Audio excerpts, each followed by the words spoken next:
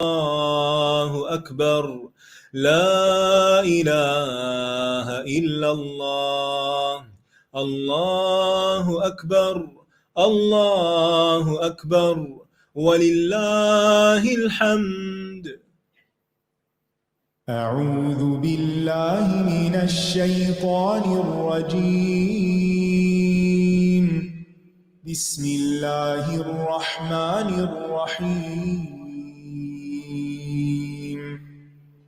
الحمد لله رب العالمين الرحمن الرحيم مالك يوم الدين إياك نعبد وإياك نستعين اهدنا الصراط المستقيم صراط الذين أنعمت عليهم غير المغضوب عليهم ولا الضالين.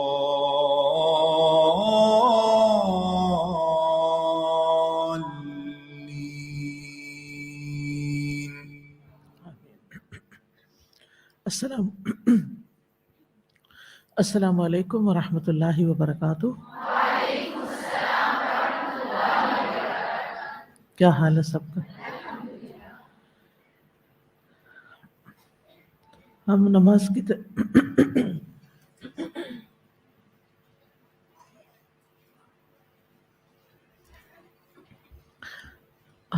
کے طریقے کے بارے میں پڑھ رہے تھے، اور اس میں ہم نے قیام کے بارے میں کچھ پڑھا تھا کہ قیام کرنا کتنا ضروری ہے.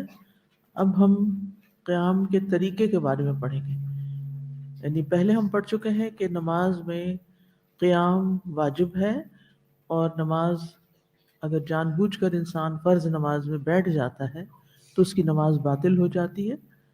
اور اللہ تعالیٰ کا بھی حکم ہے قوموا للہ قانتین، کہ اللہ کے فرما بردار بندے بن کر کھڑے ہو جاؤ. تو اب یہ ہے کہ قیام کرنا کس طرح ہے.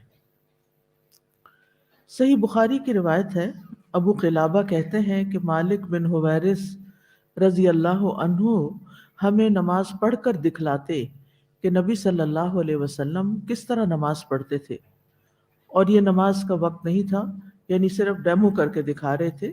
چنانچہ آپ کھڑے ہوئے اور پوری طرح کھڑے رہے، یعنی بالکل سٹریٹ کھڑے ہو جانا چاہیے، جم کے مضبوطی سے.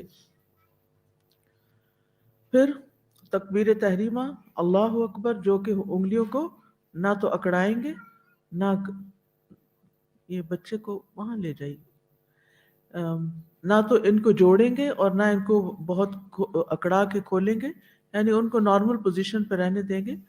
چاہے کندھوں تک ہاتھ رکھیں چاہے کانوں تک، ٹھیک ہے.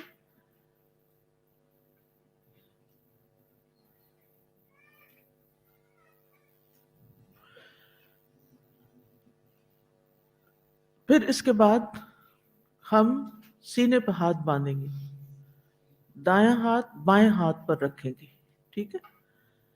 رسول اللہ صلی اللہ علیہ وسلم نے فرمایا ہم انبیاء کی جماعت ہیں، ہم حکم دیے گئے ہیں کہ ہم افطار میں جلدی کریں، یعنی جب روزہ کھل جائے تو فوراً کھول لیں، ادھر ادھر وقت نہیں ضائع کریں. سحری میں دیر کریں، یعنی یہ نہیں کہ آدھا گھنٹہ پہلے ہی سحری بند کر کے بیٹھ جائیں، بلکہ آخر وقت پر بند کریں. اور نماز میں اپنا دایاں ہاتھ اپنے بائیں ہاتھ کے اوپر رکھیں. اب یہ رکھیں کس طرح؟ نمبر 1، دائیں ہاتھ سے بائیں ہاتھ کی پشت کو پکڑیں. یہ دائیں ہاتھ ہے، ٹھیک ہے، اور یہ بائیں ہاتھ کی پشت ہے، ٹھیک. تو اس کو پکڑنا ہے، ایسے پکڑنا ہے، یعنی ایسے نہیں، سیدھی انگلیاں نہیں چھوڑ دینی. بعض لوگوں کو میں نے دیکھا کہ وہ جب ہاتھ رکھتے ہیں سینے پر تو وہ بس صرف ایسے ایک کے اوپر ہاتھ رکھ دیتے. تو کیا کرنا چاہیے؟ دائیں ہاتھ سے بائیں ہاتھ کو پکڑنا چاہیے. اور اس میں کیسے پکڑیں؟ ایک اور روایت میں آتا ہے کہ جس میں علقمہ بن وائل اپنے باپ سے روایت کرتے ہیں، اور اس میں تفصیل ہے کہ پھر آپ اپنا دایاں ہاتھ اپنے بائیں ہاتھ کی پشت پر آپ نے یوں رکھا کہ وہ پہنچے، یہ جو جوڑ ہوتا ہے پہنچا کہتے ہیں اس کو، اور کلائی پر بھی آ گیا. ٹھیک ہے، یعنی آپ نے اس طرح اس ایریے کو پکڑنا ہے، یعنی جہاں ہاتھ ختم ہوتا ہے بایاں، وہاں سے آپ نے پکڑنا ہے اور یوں یعنی اس طرح. ٹھیک ہے، یوں یعنی کہ انگلیاں جو ہیں وہ کہاں آ جائے، کلائی کے اوپر. تو ٹھیک ہے، اور ہاتھ کھلا ہونا چاہیے، یہ نہیں کہ کچھ انگلیاں بند ہوں کچھ کھلی ہوں. ہاں ٹھیک ہے، یعنی یہ جو جوڑ ہے ہاتھ کا، اس جوڑ کو پکڑنا ہے. ٹھیک ہے، اس جوڑ کو پکڑنا ہے. یہ ہاتھ کی تلی جو ہے دوسرے ہاتھ کی پشت پہ آ جائے گی، تھوڑا سا آگے ہوگا اور انگلیاں کھلی ہوں گی اور ہاتھ سینے پہ بندھے ہوئے ہوں گے.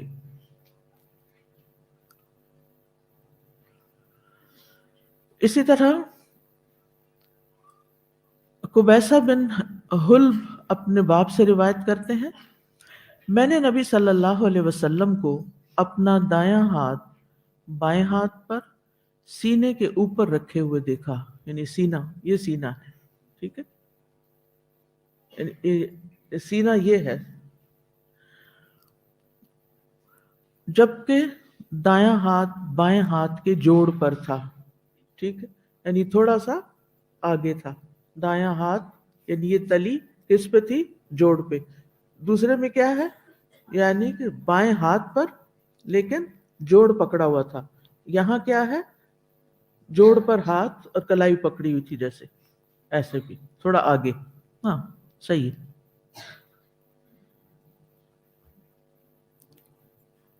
اسی طرح سہل بن سعد رضی اللہ عنہ سے روایت ہے، انہوں نے فرمایا لوگوں کو یہ حکم دیا جاتا تھا کہ آدمی نماز میں اپنا دایاں ہاتھ اپنے بائیں بازو پر رکھے.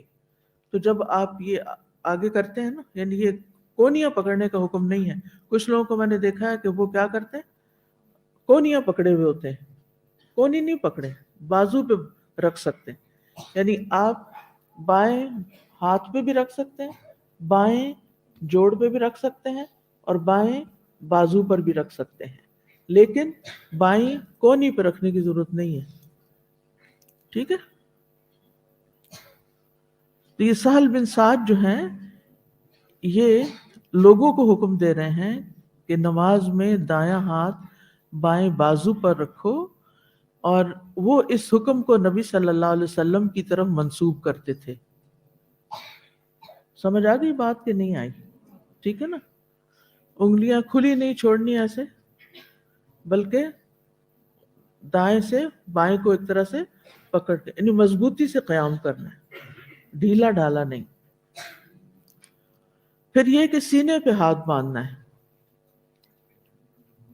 آپ دونوں ہاتھ سینے پر رکھتے تھے، اور اس میں مردوں اور عورتوں میں فرق نہیں ہے.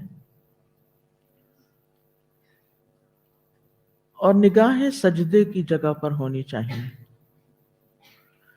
آپ صلی اللہ علیہ وسلم جب نماز پڑھتے تو سر کو جھکا لیتے، یعنی ایسے اکڑا کے نہیں رکھتے تھے یا اوپر نہیں دیکھتے تھے، بلکہ نیچے کو دیکھتے تھے. سر کو جھکا لیتے اور نگاہ کو زمین پر رکھتے تھے. پھر یہ ہے کہ نگاہیں ادھر ادھر نہیں ہونی چاہیے، دائیں بائیں نہیں دیکھنا چاہیے کھڑے ہو کے. حضرت عائشہ نے کہا کہ رسول اللہ صلی اللہ علیہ وسلم کعبہ میں داخل ہوئے تو ان کی نگاہ سجدے کی جگہ سے ادھر ادھر نہیں ہوئی، یہاں تک کہ بیت اللہ سے نکل گئے. کچھ لوگ ہوتے ہیں نماز میں کھڑے کھڑے آنکھوں کے ادھر ادھر پھیر کے، کوئی دروازے میں کون آ رہا ہے کون جا رہا ہے، ادھر ادھر دیکھتے ہیں. تو ایسا نہیں کرنا چاہیے. رسول اللہ صلی اللہ علیہ وسلم نے فرمایا بے شک اللہ نے تمہیں نماز کا حکم دیا، لہٰذا جب تم نماز پڑھو تو کسی اور جانب توجہ نہ کرو، کیونکہ اللہ اپنے نماز پڑھنے والے بندے کی طرف متوجہ ہوتا ہے جب تک وہ نماز پڑھتے ہوئے ادھر ادھر متوجہ نہ ہو. اسی طرح ایک اور روایت میں آتا ہے، ابو ہریرہ رضی اللہ عنہ کہتے ہیں کہ مجھے میرے دوست نے 3 چیزوں کی وصیت کی اور 3 سے منع کیا. مرغ کی طرح ٹھونگے مارنے سے، یعنی تیز تیز سجدہ نہ کیا جائے. کتے کی طرح پاؤں آگے پسار کر بیٹھنے سے، کیسے بلا کوئی کر کے دکھائے یعنی گھٹنے جیسے پکڑ کر ایسے کتے کو بیٹھے ہوئے امیجن کریں، سمجھ آئے تو کس طرح بیٹھتا ہے، بازو پسار کے ایسے، یعنی زمین کے ساتھ چمٹا کے، یعنی سجدے میں جب آپ جائیں تو آپ کے بازو زمین سے چمٹے ہوئے نہ ہوں بلکہ اٹھے ہوئے ہوں، اور لومڑی کی طرح بار بار ادھر ادھر دیکھنے سے۔ پھر اسی طرح آسمان کی طرف بھی مت دیکھیں۔ انس بن مالک کہتے ہیں رسول اللہ صلی اللہ علیہ وسلم نے فرمایا لوگوں کو کیا ہوا، وہ نماز میں نگاہیں آسمان کی طرف اٹھاتے ہیں۔ پھر آپ نے اس کے متعلق بڑی سختی سے فرمایا لوگوں کو اس سے باز آنا چاہیے یا پھر ان کی بینائی کو اچک لیا جائے گا، یعنی ناراضگی کا اظہار کیا گیا ہے۔ تو یہ تھا آپ کا قیام۔ تو اب یہ ہے کہ انشاءاللہ آگے نیکسٹ ہم شروع کریں گے۔ آج کے لیے اتنی باتیں یاد رکھیے، اور ایک کام یہ کیجئے کہ ایک دوسرے کو چیک کیجئے، ایک دوسرے کو طریقہ سکھائیے۔ ہم شروع کرتے ہیں قصص القرآن۔ نحمده ونصلی علی رسولہ الکریم، اما بعد فاعوذ باللہ من الشیطان الرجیم، بسم اللہ الرحمن الرحیم۔ رب اشرح لی صدری ویسر لی امری واحلل عقدۃ من لسانی یفقهوا قولی۔ الحمد للہ بکل ما حمدہ بہ خلقہ واقرب ملائکتہ الیہ واکرم خلیقتہ علیہ وارضى حامدیہ لدیہ حمدا یفضل سائر الحمد کفضل ربنا علی جمیع خلقہ۔ تمام قسم کی حمد اللہ کے لیے ہے، ان تمام کلمات کے ساتھ جس کے ساتھ اس کی مخلوقات اس کی حمد کرتی ہے، اور جس کے ساتھ قریب ترین فرشتے اس کی حمد کرتے ہیں، یعنی مقرب فرشتے جن الفاظ کے ساتھ اللہ کی حمد بیان کرتے ہیں ہم بھی اسی طرح کرتے ہیں، اور جس طرح پوری کائنات اللہ کی حمد بیان کر رہی ہے ویسے ہی، اور جس طرح اور جس کے ساتھ یعنی ان کلمات کے ساتھ اللہ کی حمد بیان کرتے ہیں جن کے ساتھ اس کی معزز ترین مخلوق حمد بیان کرتی، یعنی جو اللہ تعالیٰ کے ہاں نہایت معزز ہیں، اور وہ حمدیں جو اس کے نزدیک حمد کرنے والوں میں سے سب سے زیادہ پسندیدہ ہیں، یعنی ایسے الفاظ کے ساتھ جو اللہ تعالیٰ کو حمد کے لیے بہت پسند ہیں، ایسی حمد جو تمام حمدوں سے افضل ہو، جیسے ہمارا رب تمام مخلوقات سے افضل ہے۔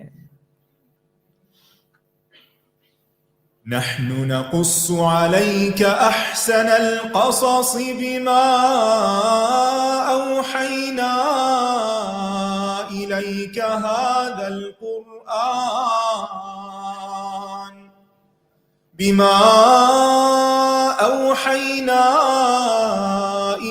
هذا القرآن وإن كنت من قبله لمن الغافلين۔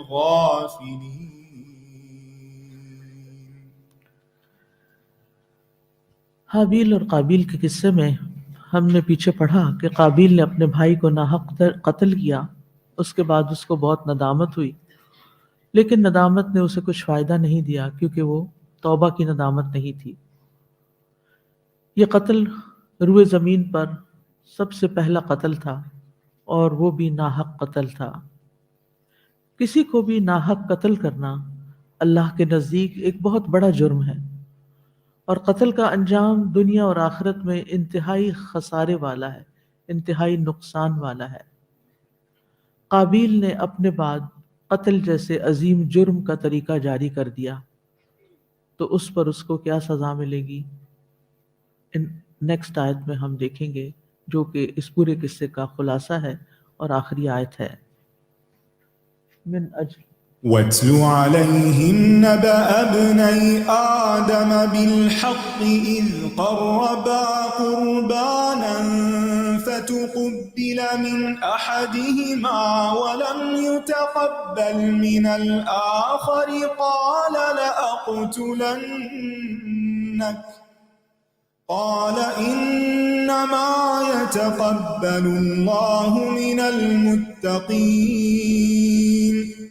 لئن بسطت إلي يدك لتقتلني ما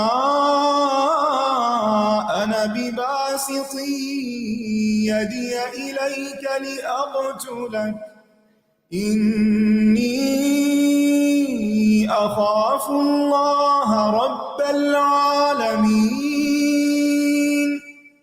إني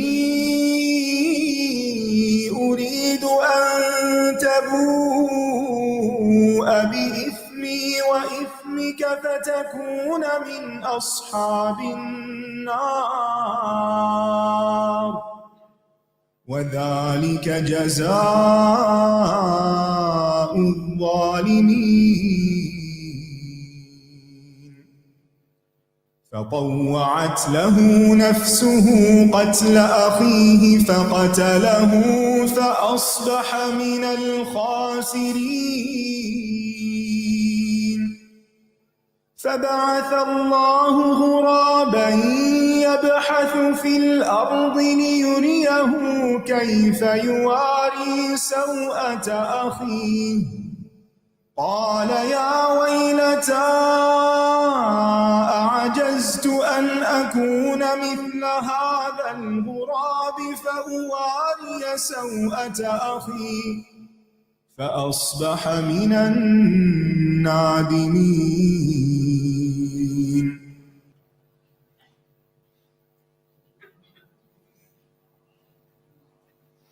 من أجل ذلك على بني إسرائيل أنه من قتل نفسا بغير نفس أو فساد في الأرض فكأنما قتل الناس جميعا ومن أحياها فكأنما أحيا الناس جميعا ولقد جاءتهم رسلنا بالبينات ثم إن كثيرا منهم بعد ذلك في الأرض لمسرفون. آج ہم آیت 32 سے مطالعہ کریں گے. ترجمہ ہے: اسی وجہ سے ہم نے بنو اسرائیل پر فرض کر دیا کہ جس نے کسی جان کو بغیر کسی جان کے بدلے یا زمین میں فساد کے بغیر قتل کیا تو گویا اس نے تمام انسانوں کو قتل کر دیا، اور جس نے اس کی زندگی بچائی تو گویا اس نے تمام انسانوں کی زندگی بچائی. اور یقیناً ان کے پاس ہمارے رسول واضح نشانیاں لے کر آئے، پھر اس کے بعد بھی ان میں سے بہت سے لوگ زمین میں یقیناً زیادتی کرنے والے ہیں. یہاں پر اللہ سبحانہ وتعالیٰ یہ بات بیان فرما رہے ہیں کہ قابیل کے قتل کے جرم کی وجہ سے ہم نے بنی اسرائیل کے لیے مشروع ٹھہرایا، یعنی ان کی شریعت میں یہ بات لازم کر دی کہ جس نے کسی شخص کو قتل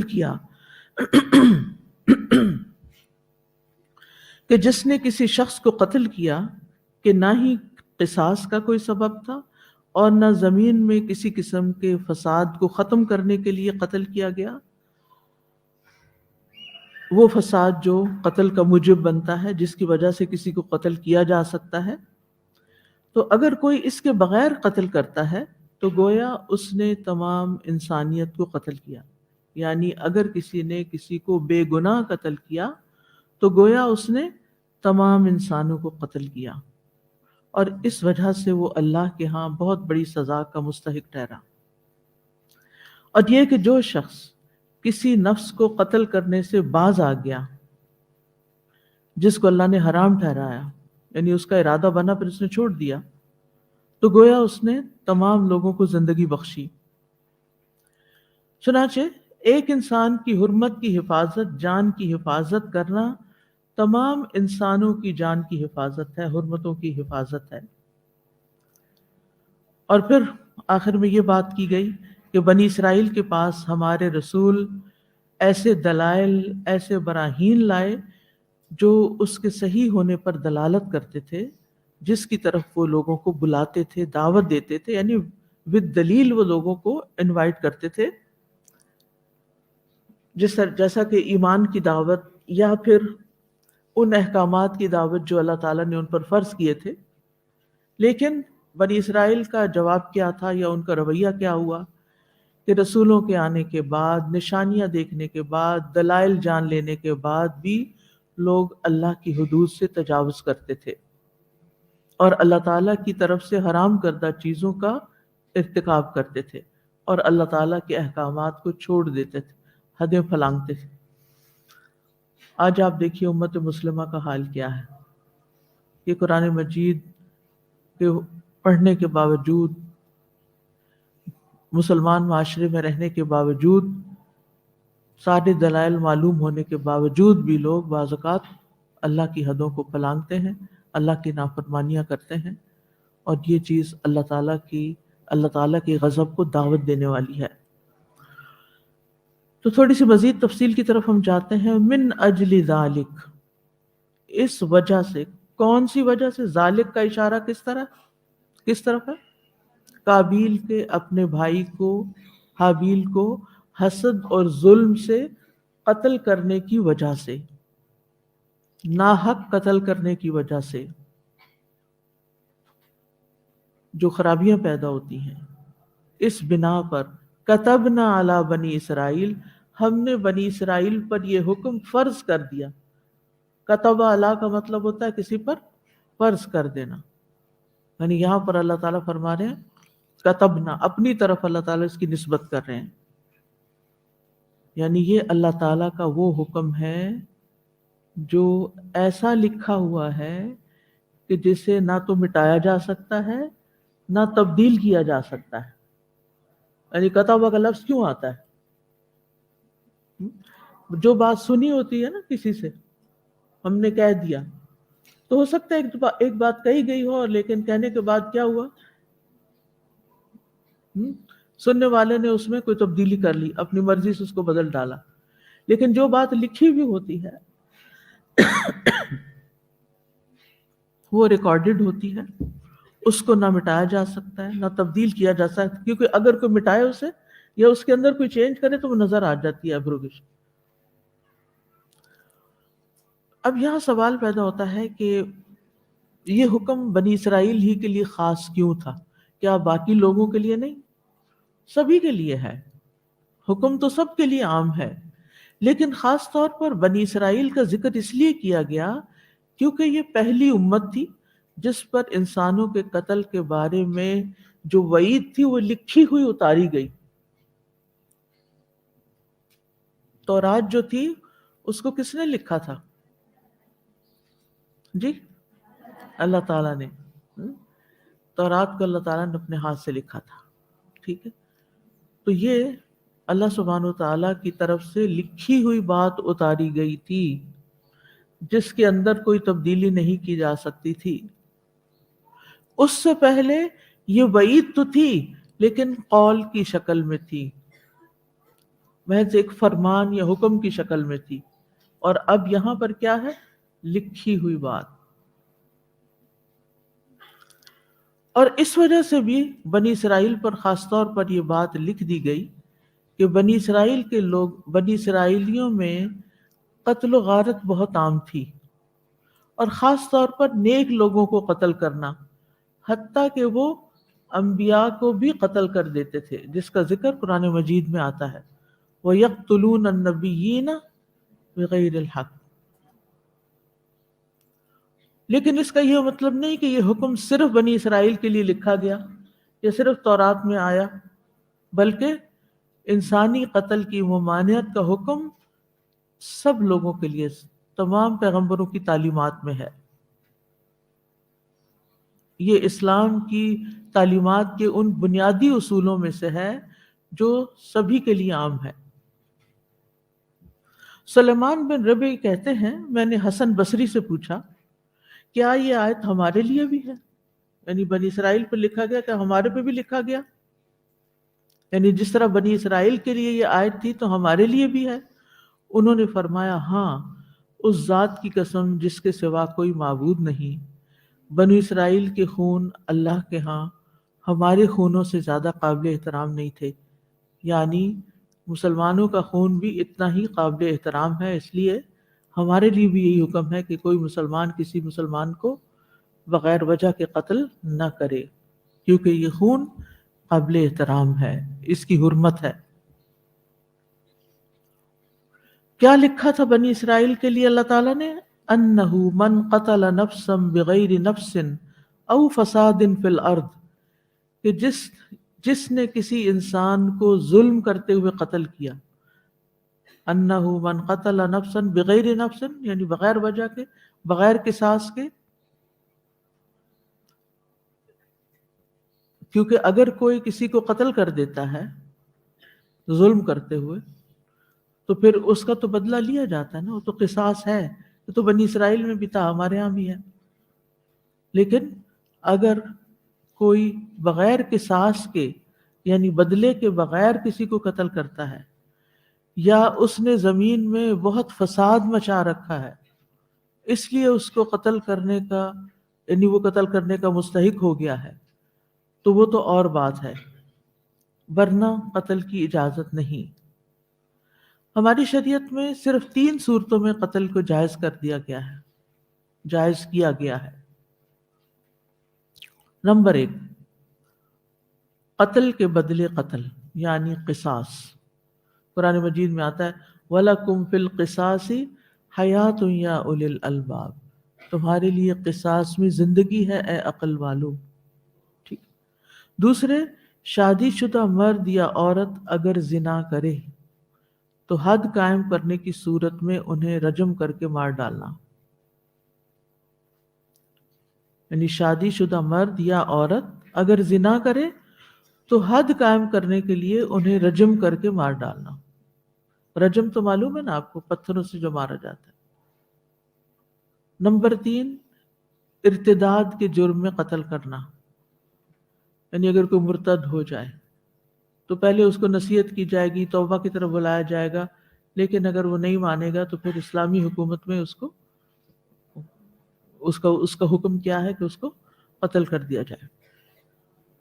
اس کے علاوہ وہ صورت ہے جس کا آیت میں ذکر کیا گیا کہ زمین میں فساد کرنے والے کو قتل کر دیا جائے،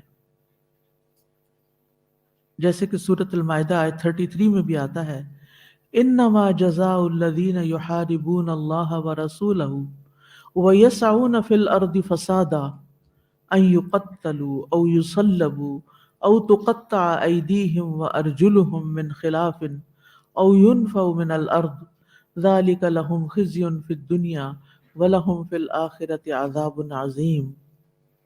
ان لوگوں کی جزا جو اللہ اور اس کے رسول سے جنگ کرتے ہیں اور زمین میں فساد کی کوشش کرتے ہیں، یہی ہے کہ انہیں بری طرح قتل کیا جائے یا انہیں بری طرح سولی لٹکا دیا جائے، یعنی یقتلو، یعنی صرف یقتلو نہیں آیا، اسی لیے بری طرح کا لفظ ایڈ کیا جا رہا ترجمے میں، یا ان کے ہاتھ اور پاؤں مختلف سمتوں سے بری طرح کاٹے جائیں، یعنی دایاں ہاتھ اور بایاں پاؤں، یا انہیں اس سرزمین سے نکال دیا جائے۔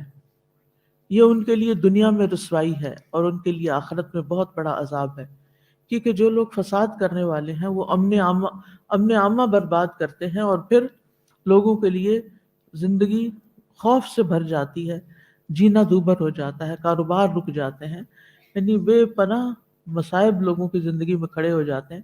لہٰذا ایسے لوگ، ایسا فتنہ فساد کرنے والوں کی سزا بھی بہت سخت بتائی گئی ہے۔ او فساد فی الارض کا معنی کیا ہے؟ یعنی او فساد فی الارض یعنی بغیر نفس، اس پر معطوف ہے، یعنی کسی شخص کو بغیر اس کے کہ زمین میں فساد برپا کیا جائے اس کو قتل کرنا جائز نہیں، یعنی فساد ہوگا تو پھر ہی جواز بنتا ہے۔ اب فساد فی الارض میں کیا کیا چیزیں شامل ہیں، یعنی کس کو فساد کہا جائے گا؟ یعنی بچے جو شرارت کر رہے ہوتے ہیں سارے، مثلا کبھی ایسا بھی ہوتا ہے نا کہ آپ نے کپڑے دھو کے رکھے ہوئے ہوتے ہیں تاروں پہ ڈالے ہوئے ہوتے ہیں، وہ سارے جا کے اتار کے نیچے پھینک دیتے ہیں زمین پہ، مٹی وغیرہ میں، اور وہ گیلے بھی ہوتے ہیں، تو وہ تو فساد ہی گئے. تو آپ کیا کہتے ہیں، آپ یہ کیا فساد مچا رکھا ہے؟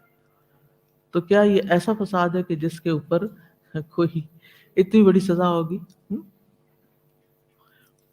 اس میں علماء کہتے ہیں کہ زمین میں فساد اللہ اور اس کے رسول کے ساتھ جنگ کرنا اور ڈاکہ ڈالنے کی صورت میں ہوتا ہے، جس میں مسافروں کو خوف زدہ کیا جاتا ہے. یعنی جنگ کے اندر تو جو جنگ کرنے آئے گا دفاع میں اس کو قتل کیا جائے گا. اور دوسرا کیا ہے کہ مثلاً آپ جا رہے ہیں، جیسے یہاں سے کئی دفعہ ایسے ہوتا ہے نا، یہاں سے آپ ٹریول کرتے ہیں کراچی کی طرف، تو راستے میں بعض اوقات بسیں روک کر جو ڈاکو چور ہوتے ہیں وہ بس کے اندر گھس آتے ہیں اور دروازے بند کر لیتے ہیں، کسی کو باہر نکلنے کی اجازت نہیں ہوتی، خوف زدہ کرتے ہیں، ہراس کرتے ہیں، اور سب مسافروں سے کہتے ہیں کہ جو کچھ ان کے پاس کیش ہے یا جو بھی ہے وہ نکال دیں. یہ ڈاکہ ہوتا ہے نا، دن دہاڑے یا رات کے وقت اچانک کسی پہ حملہ آور. یہ بھی ایسے ہی نا جیسے کوئی دشمن حملہ آور ہو گیا، تو اس سے بھی خوف و ہراس بھی پھیلتا ہے اور لوگوں کی جان، مال، عزت سبھی لٹ جاتی. اور بعض اوقات آپ نے دیکھا ہوگا کہ لوگ اسلحے کے بلبوتے پر رائفل دکھا کے گاڑی روکتے ہیں اور کیا کرتے ہیں، لوگوں کے موبائل چھین لیتے ہیں، لوگوں کی زیور وغیرہ خواتین کے چھین لیتے ہیں. تو یہ لوگ بھی زمین میں فساد پھیلانے والے ہوتے ہیں. اس میں آپ دیکھیں کہ بعض اوقات لوگ بڑے عجیب و غریب طریقے اختیار کرتے ہیں. کچھ عرصہ پہلے کسی نے بتایا کہ وہ سڑک پہ واک کر رہی تھی، تو اتنے میں ایک گاڑی آ کے رکی، تو وہ کہنے لگے کہ ہمارے پاس ہسبینڈ وائف تھے گاڑی میں، تو ونڈو کی طرف عورت بیٹھی ہوئی تھی اور یہ بھی اسی سائڈ پہ جا رہی تھی، تو انہوں نے آواز دے کے ان کو کہتی کہ ادھر آئیں، میرے پاس آپ کے لیے گفٹ ہے. اچھا، اس کا مطلب کیا تھا کہ جب یہ گفٹ لینے کے لیے ہاتھ بڑھائیں گی تو ان کے ہاتھ میں جو چوڑیاں نظر آ رہی ہیں وہ پکڑ کے اتار لیں گے. یعنی اس طرح کے حربے بھی کرتے ہیں، اور اس میں صرف مرد نہیں، خواتین بھی شامل ہو جاتی ہیں. تو وہ کہتی ہے کہ میں نے ان سے کہا کہ نہیں شکریہ، میں نہ آپ کو جانتی ہوں نہ مجھے آپ سے گفٹ لینا ہے، کیونکہ بہت سے لوگ لالچ میں آ جاتے ہیں نا اور لینے کے دینے پڑ جاتے ہیں. اب کون سا فساد اس آیت کے حکم میں نہیں آئے گا؟ یعنی عام طور پہ چھوٹے موٹے فساد، لڑائی جھگڑے جس سے زمین میں بدامنی نہیں پھیلتی. مثلا اگر کسی نے کسی کی کوئی چیز جلا دی، کوئی درخت جلا دیا، کسی اس کے کپڑے جلا دیے، تو ہے تو فساد، لیکن اس کے بدلے قتل نہیں کیا جائے گا. یعنی چھوٹے موٹے پیمانے پر جو لوگ، جیسے ہمارے ملک میں کب جلائی جاتی ہیں چیزیں،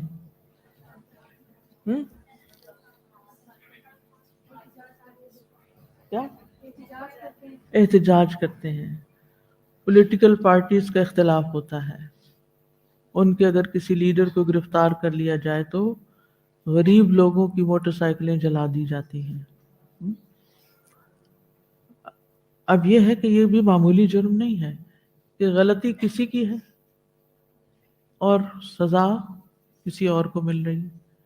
اسی طرح بعض اوقات عالمی سطح پر کوئی مسلمانوں کے خلاف ایسی چیز آتی ہے، رسول اللہ صلی اللہ علیہ وسلم کے خلاف کوئی بات کہی جاتی ہے یا کی جاتی ہے، تو اس میں لوگ کیا کرتے ہیں، اپنے ہی ملک کے دکانوں کے اور مکانوں کے شیشے توڑ دیتے ہیں اور چیزیں تباہ کر دیتے ہیں. تو یہ بھی فساد کی ایک قسم ہے. تو اس میں انہیں خود نہیں وہ چاہیے ہوتی، وہ اپنے لیے نہیں چھین رہے ہوتے یا لے رہے ہوتے، بلکہ صرف وہ تباہی پھیلا رہے ہوتے ہیں. فَكَأَنَّمَا قَتَلَ النَّاسَ جَمِيعًا، گویا کہ اس نے سارے انسانوں کو قتل کر دیا. یعنی جو شخص بغیر وجہ کے مارا جائے تو مارنے والا ایسا ہے گویا اس نے تمام انسانیت کو مار ڈالا. اب اس کا کیا مطلب ہے کہ سارے انسانوں کو مار دینا، یعنی ایک انسان کا قتل پوری جنس انسانیت کے قتل کی طرح ہے۔ ایک اس کا مطلب یہ بنتا ہے کہ ایک بے گناہ شخص کے قتل کو جو حلال سمجھتا ہے، گویا وہ تمام انسانوں کو قتل کر ڈالتا ہے، کیونکہ ایک انسان نہیں، یہاں انسان سے مراد یعنی پوری جنس ہے۔ جیسے ہم کہتے ہیں کہ جو ایک رسول کو جھٹلاتا ہے وہ دراصل تمام رسولوں کو جھٹلا دیتا ہے۔ لہٰذا جو کسی بے گناہ انسان کے خون کو حلال سمجھتے ہوئے قتل کرتا ہے، اس کی یہی حیثیت ہے، گویا وہ پوری انسانیت کا قاتل ہے۔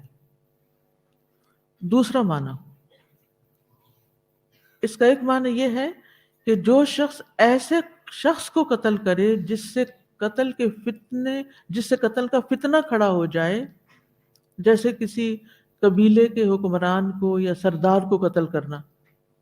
اب کیا ہوگا اگر کسی ملک کا کوئی لیڈر مار دے، یا کسی قبیلے کا کوئی سردار مار دے، یا کسی اہم پوزیشن پر کوئی شخص مار دیا جائے، تو پھر کیا ہوتا ہے؟ اس کے نتیجے میں فتنہ بھڑک اٹھتا ہے اور لوگ آپس میں ایک دوسرے کا خون بہانے لگتے ہیں۔ تو یہ ایسا ہی ہے کہ جس نے ایک انسان کو قتل کیا، یعنی کسی حکمران کو قتل کیا، گویا اس نے پوری انسانیت کو قتل کر دیا، کیونکہ اس نے عام لوگوں کے اندر فتنہ فساد بھڑکا دیا۔ تیسری بات یہ کہ ایک کا قتل ہو یا زیادہ لوگوں کا قتل ہو، قصاص میں فرق نہیں آتا، یعنی یہ بھی ایک معنی بیان کیا گیا ہے۔ مطلب یہ ہے کہ ایک شخص کا قتل گویا تمام انسانوں کا قتل ہے، کیونکہ جب وہ ایک شخص کو قتل کرے گا تو صرف اسی کو قتل کیا جائے گا، اور اگر وہ 10 لوگوں کو قتل کرے گا پھر بھی اسی ایک کو قتل کیا جائے گا، اور اگر تمام لوگوں کو قتل کرے گا تو بھی صرف اسی ایک کو قتل کیا جائے گا۔ ٹھیک ہے؟ مطلب یہ ہے کہ ایسا شخص قتل کے حکم سے خارج نہیں ہوگا، خواہ وہ ایک کو قتل کرے یا تمام لوگوں کو قتل کرے یا ان میں سے کچھ کو قتل کرے۔ تو مطلب یہ ہے کہ قتل بالقصاص کا جو قاتل ہے اس کی سزا میں کوئی فرق نہیں ہے، خواہ وہ ایک کو قتل کر کے آئے یا 2 یا 4 یا 10 20 یا سبھی کو۔ چوتھا معنی یہ ہے کہ ایک کا قتل ہو یا زیادہ لوگوں کا قتل، قاتل کے لیے آخرت میں بہت بڑی سزا ہے۔ قاتل کے لیے آخرت میں بہت بڑی سزا ہے۔ کیسے؟ یعنی کہ جس نے ایک شخص کو قتل کیا، گویا اس نے تمام انسانیت کو قتل کر دیا، تو اس میں یعنی اس کا بدلہ کیا ہوگا؟ جہنم کی سزا ہوگی، چاہے وہ ایک کو قتل کرے یا زیادہ کو قتل کرے۔ یعنی ایک کا قتل سب کے قتل برابر ہے، یہ مطلب ایک شخص کا قتل is equal to everybody's قتل، کہ ایک کو قتل کر کے بھی جہنم میں جائے گا اور لاکھ کو بھی قتل کر کے اسی جہنم میں جائے گا۔ کیونکہ سورۃ النساء میں آتا ہے کہ قاتل کا بدلہ کیا ہے؟ جہنم خالدا فیہا وغضب اللہ علیہ ولعنہ واعد لہ عذابا عظیما۔ وہ جہنم ہے، اس میں ہمیشہ رہنے والا ہے، اور اللہ اس پر غصے ہو گیا اور اس نے اس پر لعنت کی اور اس کے لیے بہت بڑا عذاب تیار کیا۔ یہ سارے معنی تو علماء نے کیے ہیں مختلف، یعنی صرف اس لیے کہ آپ گہرائی میں جا کے دیکھیں کہ تفسیر کیسے کی جاتی ہے، کس کس اینگل سے چیزوں کو سمجھا جاتا ہے۔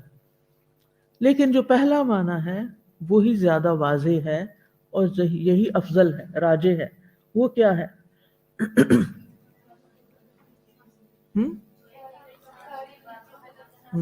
جو ایک قتل کرتا ہے گویا اس نے انسانی جان کی حرمت پامال کر دی۔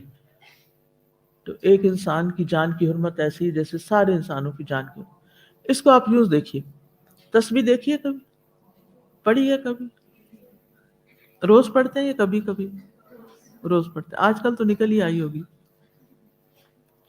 تسبیح سے یہ فائدہ ہوتا ہے کہ وہ ریمائنڈر دے دیتی ہے۔ اب ہوتا ہی ہے کہ جب ہاتھ پہ پڑھنا شروع کرتے ہیں نا تو افضل یہی ہے، یہ میں آپ کو بتا دوں، کیونکہ قیامت کے دن انگلیاں بولیں گی، تو جہاں تک ممکن ہو ہاتھوں پہ پڑھ لیں، لیکن چھوٹی گنتی ہاتھوں پہ ٹھیک رہتی ہے، 33 بار تک وغیرہ۔ لیکن جو ہی آپ 100 کا کرنے لگتے ہیں تو کنفیوژن ہو جاتی ہے انگلیوں پہ پڑھتے پڑھتے۔ پھر یہ بھی ہوتا ہے کہ بیچ میں بچہ آ کے کوئی بات کر لے، کوئی بڑا کچھ کوئی کام پڑ جائے، تسبیح روکنی پڑے، پھر آ کے بھول جاتے ہیں پتہ نہیں کتنا۔ تو وہ جو صبح شام 100 دفعہ سبحان اللہ و بحمدی، جس کے پڑھنے کا بہت بڑا اجر ہے کہ جھاگ سمندر کی جھاگ برابر بھی گناہ ہو تو معاف ہو جاتے ہیں۔ اور ویسے بھی یہ کہ سبحوہ بکرۃ و عشیہ، تو صبح اور شام اللہ کی تسبیح خاص طور پہ کرنی چاہیے۔ یہ پرندوں کی بھی تسبیح کا وقت ہوتا ہے۔ اگر آپ کے گھر میں کوئی بڑا درخت ہے یا پرندے کہیں قریب میں ہوتے ہیں تو آپ نے دیکھا ہوگا کہ سورج نکلنے سے پہلے خاص طور پر تسبیح کر رہے ہوتے ہیں، اور مغرب کے غروب سے پہلے خوب تسبیح کر رہے ہوتے ہیں، تو اس وقت تسبیح ضرور کیا کیجیے۔ باقی اذکار بھی کرنے ہوتے ہیں، تو وہ جو کاؤنٹر ہوتا ہے اس سے پھر 100 دفعہ کاؤنٹ کرنا آسان ہو جاتا ہے۔ تو وہ ایک ٹول ہے، بعض لوگ اس کو بدعت قرار دیتے ہیں، میں اس سے اگری نہیں کرتی، کیونکہ یہ ایک ٹول کے طور پر یا ایک ڈیوائس کے طور پر ایک چیز کا استعمال ہے، جیسے کسی بھی کام کو کرنے کے، مثلا آپ قرآن مجید اب مصحف سے پڑھنے کی بجائے کس سے پڑھتے ہیں؟ موبائل سے پڑھتے ہیں، تو کیا موبائل سے پڑھنا بدعت ہے؟ موبائل کیا ہے؟ ڈیوائس ہے، ڈیوائس ہے نا، تو آپ ڈیوائس استعمال کر رہے ہیں اسی مقصد کے لیے، مقصد آپ کا قرآن پڑھنا ہے، لیکن آپ ایک چیز سے دوسری پہ شفٹ ہو گئے، کوئی حرج نہیں۔ تو تسبیح جو ہوتی ہے اس کا اگر ایک دانہ آپ نکال دیں تو کیا ہوتا ہے؟ یعنی بازو کا تو ذرا سا دھاگا ٹوٹتا ہے نا، تو پھر کیا ہوتا ہے؟ موتی بکھر جاتے ہیں، پھر آپ کو بڑا ہی افسوس ہوتا ہے۔ مجھے اسی پر پڑھنے کی عادت تھی، لیکن آپ نے ماشاءاللہ اتنی پڑھی کہ دھاگا ہی گھس گیا، اور ایک دن وہ آپ کے ہاتھ سے ٹوٹ کے سب کچھ بکھر گیا۔ دنیا کی حیثیت یا حقیقت یہی ہے کہ بس وہ دھاگا زندگی کا، وہ کہتے ہیں نا سانس کی ڈور، سانس کی بھی ڈور ہوتی ہے، بس وہ ٹوٹ جاتی ہے تو بات ختم ہو جاتی ہے، انسان چلا جاتا ہے۔ خیر، تو یہاں یہ ہے کہ ایک دانہ گرا نہیں تو سارے پیچھے گر گئے، ایک انسان قتل نہیں ہوا۔ اگر ایک کو قتل کر دیا گیا تو اس کے اثرات ایسے ہوں گے کہ پھر کسی بھی انسان کا قتل کوئی بہت بڑا گناہ نہیں رہے گا۔ یہ کہ جھجک یا جھاکا ہوتا ہے نا، وہ جھاکا لے گیا، یعنی اتر گیا، تو اس سے کیا ہوگا؟ پھر ایک کو مارا، دوسرے کو، تیسرے کو، بس وہ سلسلہ شروع ہو گیا۔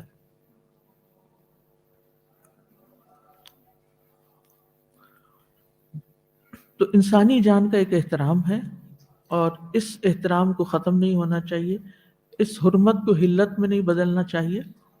سعید بن جبیر کہتے ہیں، جس نے کسی ایک مسلمان کے خون کو حلال سمجھا، اس نے گویا تمام انسانوں کے خون کو حلال سمجھا۔ یہ بڑی اچھی ایکسپلینیشن ہے، یعنی جس نے ایک کا خون حلال کر لیا، گویا اس کے نزدیک ہر خون حلال ہے، اب وہ کسی بھی انسان کو قتل کر سکتا ہے۔ اور جس نے کسی ایک مسلمان کے خون کو حرام سمجھا تو اس نے گویا تمام انسانوں کے خون کو حرام سمجھا۔ مجاہد کہتے ہیں، اللہ نے کسی انسان کے قاتل سے جہنم کا، اس میں ہمیشہ رہنے کا، اس پر غضبناک ہونے کا، لعنت اور عذاب عظیم کا وعدہ کیا ہے۔ اس آیت کا مقصد انسان کے قتل کی سنگینی کو ظاہر کرنا ہے، اور اس میں سخت وعید بیان کرنا ہے تاکہ لوگ اس سے باز رہیں۔ ٹھیک ہے، یعنی کسی جرم پر اتنی سزائیں نہیں بتائی گئی جتنی قتل کے جرم پر سزائیں بتائی گئی ہیں، کہ نمبر 1 جہنم میں ہمیشہ رہے گا، نمبر 2 اللہ اس پر غضبناک ہے، نمبر 3 اللہ نے اس پر لعنت فرمائی، نمبر 4 اس کے لیے عذاب عظیم ہے۔ اسلام جو ہے یہ امن اور سلامتی والا دین ہے، اور اس میں سلامتی سب سے پہلے جان کی سلامتی، کیونکہ انسان سلامت ہے تو سب کام ہو سکتے ہیں۔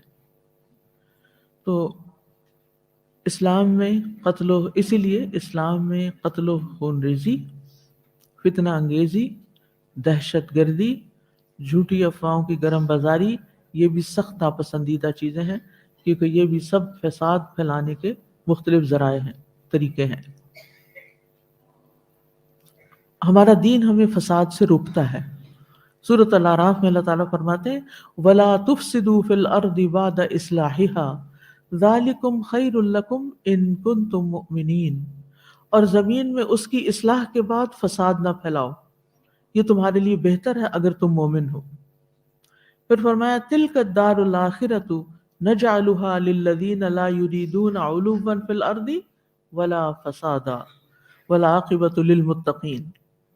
یہ سورۃ القصص کی آیت ہے، جس کا مطلب ہے یہ آخرت کا گھر ہم ان لوگوں کے لیے بناتے ہیں جو زمین میں بلندی اور فساد نہیں چاہتے۔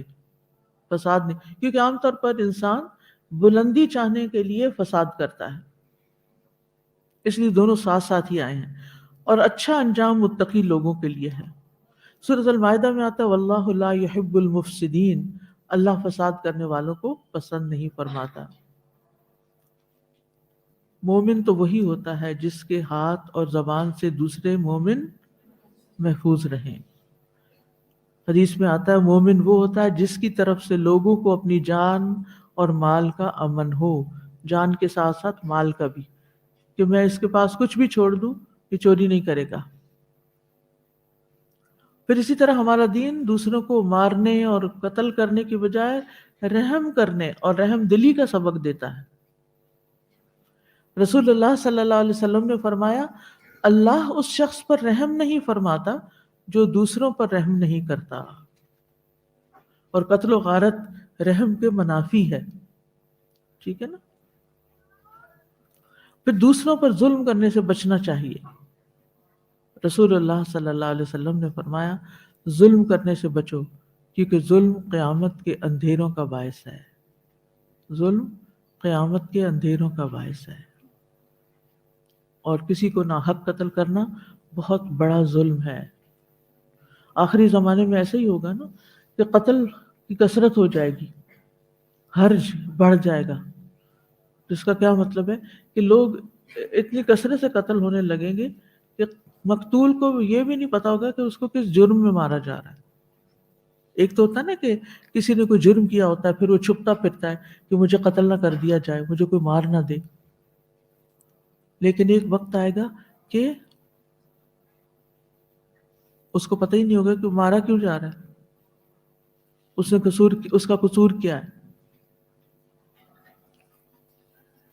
ہمارے دین میں ظلم کرنا حرام ہے۔ ابو ذر رضی اللہ عنہ کہتے ہیں کہ اللہ سبحانہ وتعالیٰ فرماتے ہیں، جو نبی صلی اللہ علیہ وسلم روایت کرتے ہیں جس حدیث کو، اللہ تعالیٰ نے فرمایا میرے بندو میں نے اپنے اوپر ظلم کرنا حرام کیا ہے اور تمہارے درمیان بھی اسے حرام قرار دیا ہے، اس لیے تم ایک دوسرے پر ظلم نہ کرو۔ اسی طرح خون ریزی کا سبب بننے والی چیزوں سے بھی بچنا چاہیے، یعنی جو چیزیں خون ریزی کی طرف لے جاتی ہیں ان سے بھی بچنے کا حکم ہے تاکہ یہ قتل و غارت ختم ہو جائے۔ نبی صلی اللہ علیہ وسلم نے فرمایا شح سے بچو۔ شح کیا ہوتا ہے؟ حرص اور بخل۔ حرص یعنی ایک ہوتا ہے حرص الگ، بخل الگ۔ حرص اور بخل جب جمع ہو جاتے ہیں تو شح بن جاتا ہے۔ شدید بخل کے لیے بھی استعمال ہوتا ہے۔ حرص کیا ہے؟ کسی چیز کو لینے کی، دوسروں سے کھینچنے چھیننے کی خواہش، اور مل جائے اور مل جائے۔ اور بخل کیا ہے؟ کہ اس کو کسی پہ خرچ نہ کیا جائے۔ کتنی بدترین صفت ہے یہ پھر، کہ انسان اپنے لیے تو ہر طرح کی خیر چاہتا ہے، لیکن جو خیر اس کے پاس ہے وہ کسی کو دینا نہیں چاہتا، اس میں وہ بخل کرتا ہے۔ تو شح جو ہے یہ عام بخل سے بڑھ کر ہے۔ عام بخل کسی کو کچھ نہ دینا، سٹنجی ہونا، لیکن ضروری نہیں کہ اس کے اندر حرص بھی ہے، ضروری نہیں کہ وہ انسان حریص ہو کہ مجھے یہ بھی مل جائے، وہ بھی، وہ حاسد ہو اس کا بھی مجھے مل جائے، نہیں، لیکن جو اس کی مٹھی میں ہے وہ نہیں کھولتا، یہ بخل ہوتا ہے۔ اور شح جو ہے اس میں دوسروں کا کھینچنے اور چھیننے کی خواہش اور اپنا کسی کو نہ دینے کی۔ تو جس معاشرے کے اندر یہ بڑھ جاتا ہے وہاں قتل و غارت ہو جاتی ہے۔ مسند احمد کی روایت ہے، رسول اللہ صلی اللہ علیہ وسلم نے فرمایا شح سے بچو، کیونکہ شح نے تم سے پہلی قوموں کو ہلاک کر دیا تھا۔ ظاہر ہے کہ جب کوئی کسی کا مال چھینے گا تو ہلاکت ہی ہوگی، اور جب جو اس کے پاس ہے غریب کو نہیں دے گا، بھوکے کو نہیں دے گا، تو وہ چوری کرے گا، ڈاکہ مارے گا۔ اور اسی شح نے فرمایا، اور اسی شح نے انہیں آپس میں خون ریزی اور محرمات کو حلال سمجھنے پر آمادہ کر دیا۔ یعنی اس حرص اور بخل کی وجہ سے لوگ حرام کاموں کا ارتکاب کرنے لگے، حرام کو اپنے لیے انہوں نے حلال کر لیا۔ پھر فرمایا ومن احیاہا، اور جس نے اس کو زندہ کیا، یعنی انسانی جان کو بچا لیا، فَكَأَنَّمَا أَحْيَا النَّاسَ جَمِيعًا، اس کا ثواب ایسا ہے جیسے اس نے پورے انسانوں کو، دنیا بھر کے انسانوں کو بچا لیا۔ اور یہ بہت عظیم بات ہے، بہت بڑی بات ہے، بہت بڑا ریوارڈ ہے یہ، اور اس میں ایک ترغیب دی گئی۔ اچھا ایسا ہوا کہ ایک دن ایک ڈاکٹر ہیں جو بہت اچھی، انہوں نے مجھے میسج کیا، نہیں میسج نہیں کیا، ان سے میری ملاقات ہوئی کسی کام کے سلسلے میں۔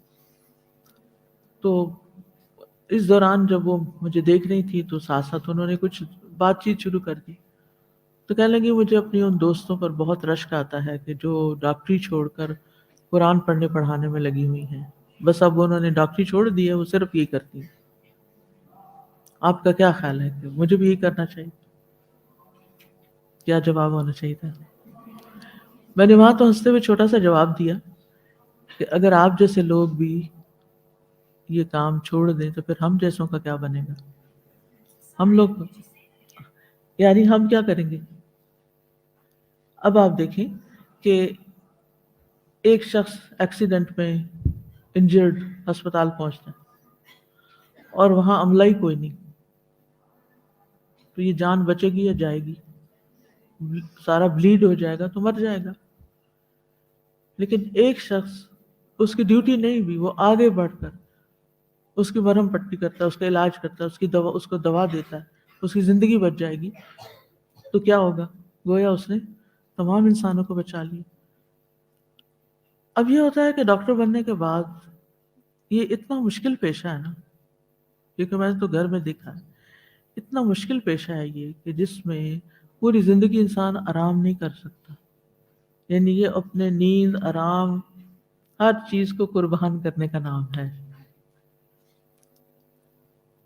اس میں آپ کو رات کو کال آ سکتی ہے، اس میں آپ کو دن کو کال آ سکتی ہے، اس میں آپ کو خاص طور پر جو لوگ ہاؤس جاب کرتے ہیں ان کو 36 گھنٹے کام کرنا پڑتا ہے، ان کا اسٹیمنا بلڈ کیا جاتا ہے پریکٹیکل فیلڈ میں اترنے سے پہلے کہ وہ اپنی نیند کو کیسے قربان کر سکتے ہیں، اور نیند کی کمی کے باوجود وہ مریض کا صحیح ڈائگنوسس اور علاج کیسے کرتے ہیں۔ پھر اسی طرح صرف یہ نہیں ہوتا کہ آپ نے پڑھ لیا، ایک دفعہ ڈگری لے لی ایم اے کی، اور اب آپ ساری زندگی کے لیے ایم اے ہیں۔ ڈاکٹر بننے کے بعد آپ کو ہر کچھ عرصے کے بعد اپنے آپ کو اپڈیٹ کرنا پڑتا ہے، پھر کوئی نیا ایگزام آ جاتا ہے، پھر کوئی نیا ایگزام آ جاتا ہے، پھر کوئی اگلا ایگزام، اور یہ آسان کام نہیں ہوتا، بعض امتحان انتہائی مشکل ہوتے ہیں، اور اس کے لیے ساری چیزوں کو قربان کرنا پڑتا ہے، سوشلائزنگ کو، پارٹیز کو، شادیوں کو، اس کو اس کو، کیونکہ آپ کو مشکل امتحان دینے اور پاس کرنا ہے سرٹیفکیشن کے لیے۔ کیونکہ یہاں تو ہمارے ملک میں تو کمپاؤنڈر بھی ڈاکٹر ہوتے ہیں، اور یوٹیوب سے نسخے پڑھ کے بتانے والے بھی ڈاکٹر بن جاتے ہیں، لیکن جو صحیح معنوں میں ڈاکٹرز ہوتے ہیں ان کو ساری زندگی پڑھتے ہی رہنا پڑتا ہے، اگر وہ ایماندار اور صحیح ڈاکٹر ہو، واقعی صحیح ڈاکٹر ہے جو انسانوں کی پھر جان بچاتے ہیں۔ تو اب آپ دیکھیے کہ انسانی جان کا کتنا احترام ہے نا، اس کو بچانے کے لیے جو لوگ محنت اور خدمت کرتے ہیں، لوگوں کو بڑا شکوہ ہوتا ہے بڑے پیسے لیتے ہیں، ٹھیک ہے وہ کسی وجہ سے ہی لیتے ہیں نا، انہوں نے اپنی زندگیاں قربان کی ہوئی ہیں تو ان کا حق بنتا ہے، لیکن اگر ان کے پاس کوئی مجبور معذور شخص آتا ہے تو اس کی خدمت کرنا پھر ان کا اخلاقی فرض بنتا ہے۔ تو بات یہ ہے کہ جو انسان ایک جان بچاتا ہے، اور میں سمجھتی ہوں کہ ڈاکٹرز کے پاس خاص طور پر جو ایمرجنسی کیسز کو ڈیل کرتے ہیں، اور ویسے بھی بعض بیماریاں ایسی ہوتی ہیں جو جان لیوا ہوتی ہیں، اگر آپ ان میں ریسرچ نہیں کرتے، اگر آپ ان میں محنت نہیں کرتے، اگر آپ ان میں آگے نہیں بڑھتے تو پھر کیا ہوتا ہے؟ آپ لوگوں کو غلط دوائیاں دے کے مار رہے ہوتے ہیں. یعنی بعض اوقات کوئی ایک ہولناک، خطرناک، خوفناک بیماری اس لیے ایک دم پاپ اپ کر جاتی ہے کہ اس کے پیچھے ایک رانگ میڈیکیشن ہوتی ہے، اور رانگ میڈیکیشن کے پیچھے لا علمی ہوتی ہے یا کیئر لیسنس ہوتا ہے. تو ایک تو یہ ہے کہ سامنے آ کے تلوار سے کسی کو آپ مارنے لگے تھے، آپ نے ہاتھ روک لیا اور بچا لیا، بات ختم ہو گئی. اور یا ایکسیڈنٹ ہونے لگا تھا تو آپ نے اپنے آپ کو ادھر ادھر موڑ لیا اور جان بچا لی، وہ ایک الگ چیز ہے. یا ڈاکٹر ہونے کے ناطے آپ نے جان بچا لی. لیکن اپنے فیلڈ کے اندر ایماندار ہونا، مستقل طور پر ایمانداری کے ساتھ، جاگتے ضمیر کے ساتھ اپنے علم کو پختہ کرنا، مریض میں پوری دلچسپی لینا، آخری حد تک یہ جاننے کی کوشش کرنا کہ اس کا مرض اصل میں کیا ہے، اس کو اتنا انویسٹیگیٹ کرنا. بعض کوئی مریض بھی تنگ پڑ جاتا ہے، لیکن اتنا انویسٹیگیٹ کرنا کہ اصل چیز سامنے آئے اور اس کے بعد پھر کچھ پرسکرائب کیا جائے اور پھر مریض صحت یاب ہو جائے. تو گویا آپ نے ایک مریض کو مرنے سے بچا لیا، آپ نے پوری انسانیت کو بچا لیا. کیونکہ آپ کے وہ جو ریسرچ ہوگی اس سے کیا ہوگا، وہ پبلش ہوگی، اسے اور لوگ پڑھیں گے، اس سے اوروں کی جانیں بچیں گی، وہ سلسلہ کتنا دور تک جاتا ہے. تو اس لیے بہت ضروری ہے کہ انسان جس بھی فیلڈ میں اس میں آنیسٹ ہو، لیکن خاص طور پر جہاں انسانوں کے ساتھ معاملہ ہو. اچھا، بعض اوقات ہم کسی کی جان تو نہیں لیتے، لیکن کیا لے لیتے ہیں؟ اس کی ذہنی صحت، اس کی خوشیاں، ان کے قاتل ہو جاتے ہیں. یعنی کچھ لوگوں کو اتنا ٹارچر دیتے ہیں کہ ان کے لیے ہوش و حواس کے ساتھ زندہ رہنا مشکل ہو جاتا ہے. اتنے تکلیف دیتے ہیں، اتنے تانے دیتے ہیں، اتنا فساد پھیلاتے ہیں گھر میں. بعض اوقات جیسے ساس بہو کے جھگڑے ہوتے ہیں گھروں کے اندر، تو اس میں ایک فریق دوسرے کے ساتھ اتنی زیادتی کرتا ہے کہ یا ماں کو گھر سے نکال دیا جاتا ہے یا بہو کو گھر سے نکال دیا جاتا ہے، اور ظلم کی انتہا ہوتی ہے. اور اس میں نہ صرف یہ کہ ساس ظلم کر رہی ہوتی ہے، شوہر بھی ماں کے ساتھ مل کے ظلم شروع کر دیتا ہے، کیونکہ وہ بیوی کی نسبت ماں کے زیادہ قریب ہوتا ہے. ان اینی کیس یعنی اللہ نے ماؤں کی ایک محبت رکھی، اور کچھ بچوں کے اندر کچھ زیادہ ہی ہوتی ہے، کلنگی ہوتے، تو وہ مائیں صحیح کریں یا غلط کریں ان کو ماں کی ہر بات صحیح نظر آتی. تو ایسے میں وہ دوسروں کے جذبات کا قتل کر دیتے ہیں، خون کر دیتے ہیں، اور دوسروں کے ساتھ ظلم اور زیادتی کرتے ہیں. تو یہ بھی، اس میں بھی انسان کو توجہ کرنے کی ضرورت ہے. اگرچہ یہ اس کے مطابق نہیں، لیکن اس سے ایک اخذ شدہ بات آ رہی ہے کہ قتل خون کا ہو، جان کا ہو، جسم کا ہو، یا قتل جذبات کا ہو، یا کسی کے حقوق کا ہو، یہ ساری چیزیں ظلم میں شمار ہوتی ہیں. اور اگر آپ کسی کو سپورٹ دیتے ہیں، کسی کی کاؤنسلنگ کرتے ہیں، کسی کو بیک ٹو لائف لے آتے ہیں، کسی کو جو بہت ڈپریشن میں جا رہا تھا اس کو باہر نکال کے اس کو کسی کام کا بنا دیتے ہیں، تو یہ بہت بڑی خدمت ہے، بہت بڑا کام ہے.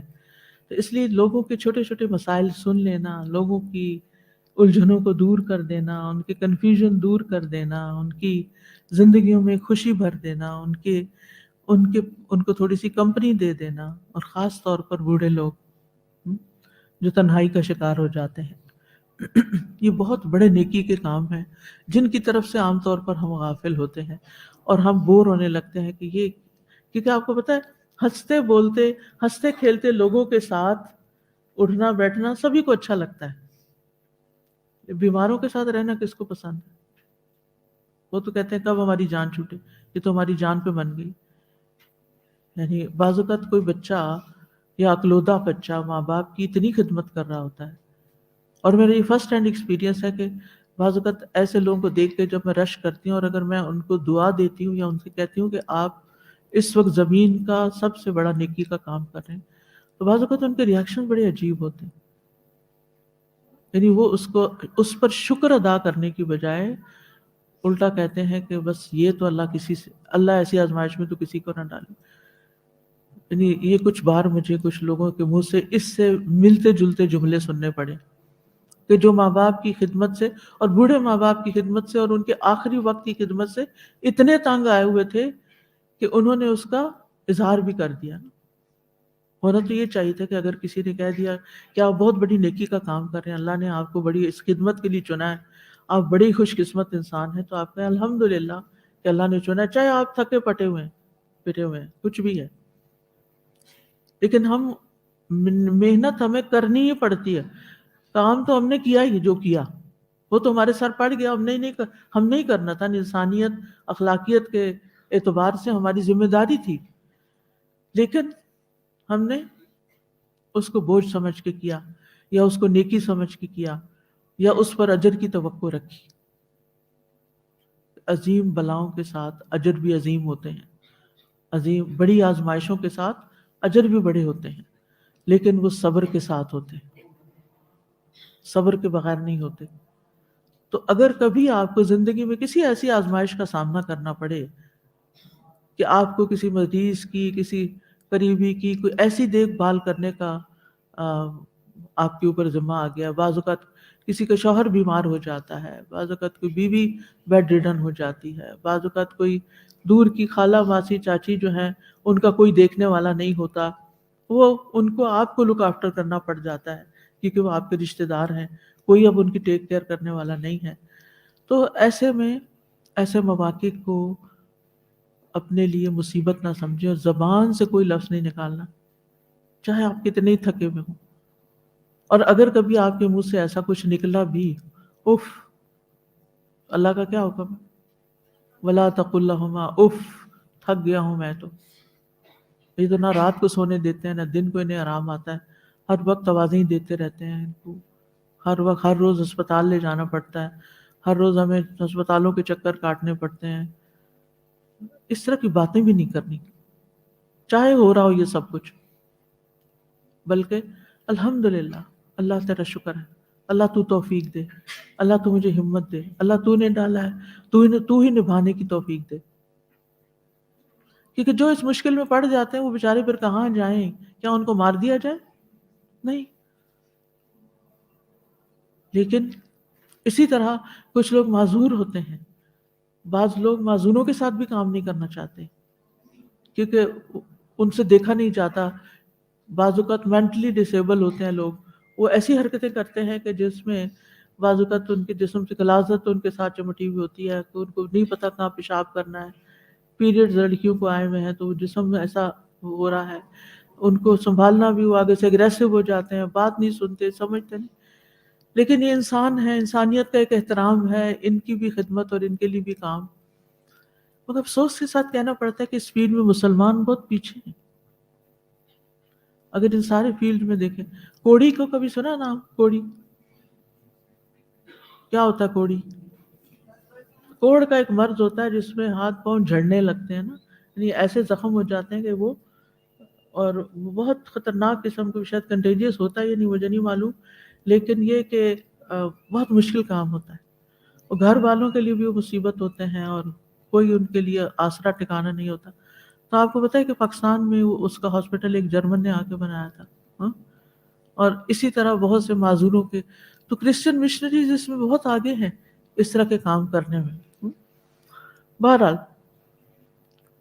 تو ایسے انسانوں کو اگر کوئی لک آفٹر نہیں کرے گا تو وہ مر جائیں گے، نہ وہ خود کھا سکتے ہیں، نہ پی سکتے ہیں، نہ اپنے نجاست صاف کر سکتے ہیں.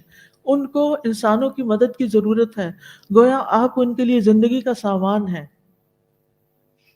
تو جو شخص کسی بھی ایسے فیلڈ میں کام کرے جو نفس پہ بہت بھاری ہے اور جو بہت مشکل ترین کام ہے، چاہے وہ گھر کے اندر کی خدمت ہے ماں باپ کی، یا کسی معذور بچے کی، یا پھر کسی ہسپتال میں، یا کسی بھی جگہ پر، تو وہ اس کے لیے اجر عظیم کا وعدہ ہے. کیونکہ قتل کرنے والے کے لیے عذاب عظیم کا وعدہ ہے، تو اس کے برعکس پھر جو ایسے یعنی زندگی بچائے گا اس کے لیے پھر اجر عظیم انشاءاللہ ہوگا.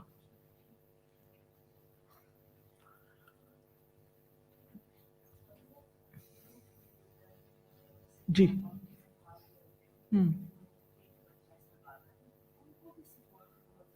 بالکل صحیح.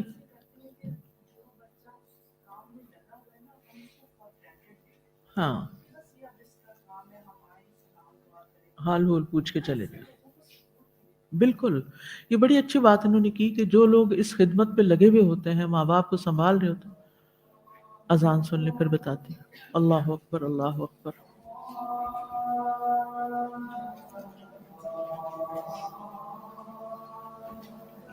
اللہ اکبر، اللہ اکبر.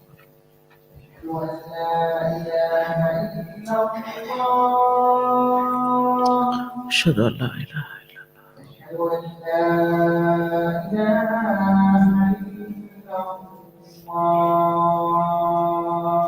اشہد ان لا الہ الا اللہ،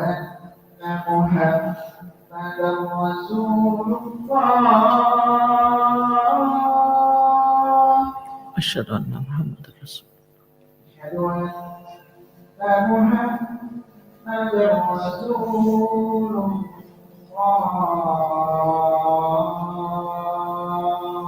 اشہد ان محمد رسول اللہ.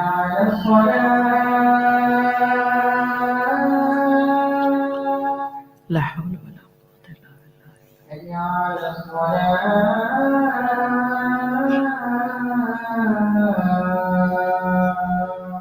لا حول ولا قوة الا بالله.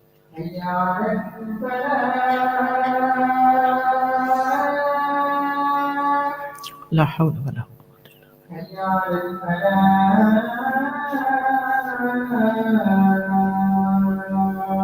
لا حول ولا قوة الا بالله. اللہ اکبر، اللہ.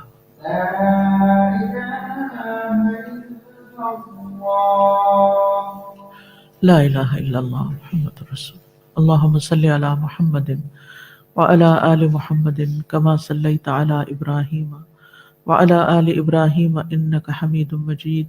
اللهم بارك على محمد وعلى آل محمد كما باركت على إبراهيم وعلى آل إبراهيم إنك حميد مجيد. اللهم رب هذه الدعوة التامة والصلاة القائمة آت محمدا الوسيلة والفضيلة وابعثه مقاما محمودا الذي وعدته. ربنا آتنا في الدنيا حسنة وفي الآخرة حسنة وقنا عذاب النار. ربنا هب لنا من أزواجنا وذرياتنا قرة أعين واجعلنا للمتقين إماما. ربنا أفرغ علينا صبرا وتوفنا مسلمين. ربنا أفرغ علينا صبرا وثبت أقدامنا وانصرنا على القوم الكافرين. ربنا لا تجعلنا فتنة للقوم الظالمين ونجنا برحمتك من القوم الكافرين. ربنا لا تزغ قلوبنا بعد إذ هديتنا وهب لنا من لدنك رحمة إنك أنت الوهاب. ربنا إننا آمنا فاغفر لنا ذنوبنا وقنا عذاب النار. ربنا ظلمنا أنفسنا وإن لم تغفر لنا وترحمنا لنكونن من الخاسرين. یا رب العالمین تو ہم سب پر اپنی رحمت نازل فرما. یا اللہ آخری اشرا آ رہا ہے، ہمیں بہترین عبادت کی توفیق دے. اللہم وفقنا لما تحب و ترضا. اللہ اس رمضان میں ہماری بخشش فرما دینا اور ہم سے بہترین کام لے. یا اللہ ہمیں ان کاموں کی توفیق عطا فرما جو تجھے پسند ہوں اور ہمارے لیے ان کو آسان کر دے. اللہ ہماری موت کو آسان کر دینا، اللہ ہماری قبر کو روشن کر دینا، اللہ ہمیں آخرت میں بلا حساب جنت میں داخل کر دینا. ربنا تقبل منا انک انت السمیع العلیم وتب علینا انک انت التواب الرحیم. وصلی اللہ تعالی علی خیر خلقہ محمد وعلی آلہ واصحابہ اجمعین برحمتک یا ارحم الراحمین. الہی آمین. تو یہاں یہ بات کر رہی تھی کہ جو لوگ بوڑھوں کو دیکھ رہے ہوتے ہیں یا کسی بیمار کو یا کسی مشکل حالات میں ہوتے ہیں، دیگر رشتہ داروں اور دوستوں کا کام ہے انہیں سپورٹ دیں، انہیں تھوڑی سی بریک دیں، ان کی مدد کریں تاکہ ان کے لیے یہ کام آسان ہو. انہیں فار گرانٹیڈ نہ لیں کہ یہ نیکی کما رہے ہیں تو نیکی کماتے رہیں. بہرحال جی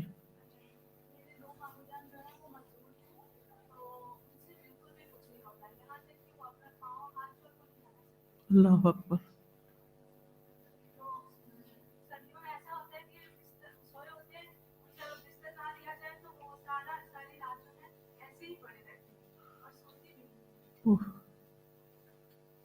اللہ تعالیٰ ان کی مدد فرمائے.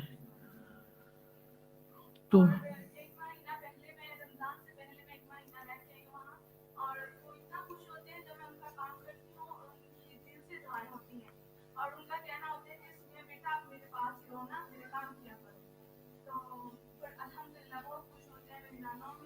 اور جو وہ دل سے پھر دعائیں دیتے ہیں، وہ دعائیں لگ جاتی ہیں بندے کو. اللہ تعالیٰ سب کے لیے آسان کری. یہ آسان نہیں ہوتا سوائے اس کے جس کے لیے اللہ آسان کرتے. یعنی ایسا ہی ہے کہ جیسے اپنے ساتھ ایک اور انسان جو ہے اس کو ساتھ لے کے چلنا. چونکہ وقت ختم ہو گیا اس لیے میں ابھی کل اس کو کنٹینیو کروں گی.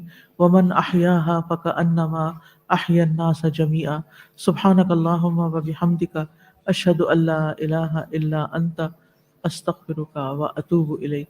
السلام علیکم ورحمۃ اللہ وبرکاتہ.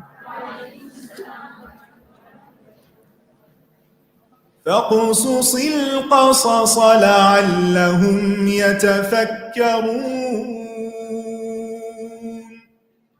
اللهم صل على محمد وعلى آل محمد